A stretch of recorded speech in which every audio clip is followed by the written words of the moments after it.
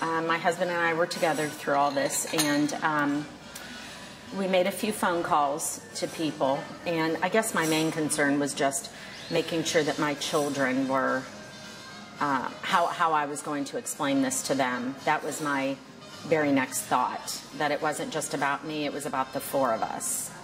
Our daughter was in her second year of high school, and when we asked her to sit down that Dad and I had something we wanted to talk to her about, she immediately became very emotional, and she knew that it was something bad, because we never really had to have those serious talks with her out of the blue on a school night in the middle of her studying.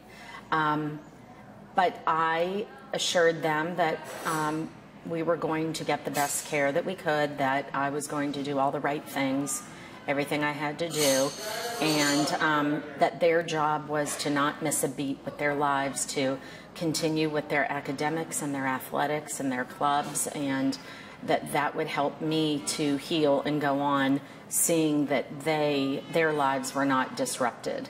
And inevitably, my oncologist, hematologist said, you will have chemotherapy, X amount of treatments, X amount of hours per treatment. It will extend from this month to that month. I mean, she really, she hit the nail on the head. She knew exactly what my prescription and my procedure and what it would be. She knew spot on.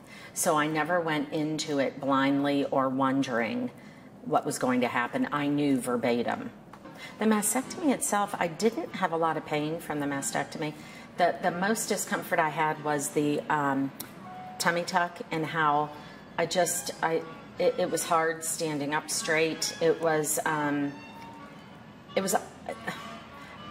don't know this because I don't have any experience with it, but a lot of my friends and women would say, oh, that reminds us of our C-sections and how we couldn't lift, we were uncomfortable, we were tight in the abdominal area. And then February, my mastectomy was January 25th, 2012. And then as soon as I started feeling up to it, my chemotherapy started in February. I just kind of zoned during those treatments, and you just are there and you're present and you're in the moment and you just have it done. And you check that off and you wait for the next one so you could check that one off. It was like morning sickness to me times 1,000. That's how I felt. Like I had cement in my shoes. I just couldn't get myself going. Not a lot of energy. And then as soon as you started feeling better, it was time for another treatment. So that's just the way the ball bounced. That's the way it was. So now that you are 5 years out, what is life like now?